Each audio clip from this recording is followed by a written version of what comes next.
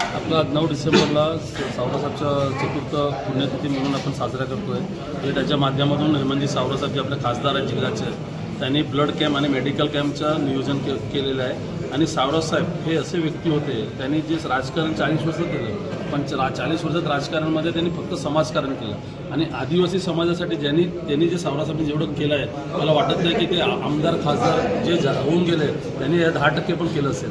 आणि हेमंत सावरासाहेब त्यांच्याच पाऊलवर पुढे चाललेले आहेत आणि 100% सावरासाहेबच्या पाऊलवर चालून ते सावरासाहेबपेक्षा जास्त आदिवासी समाजासाठी काम करतील हे आम्हाला सर्वांना विश्वास आहे।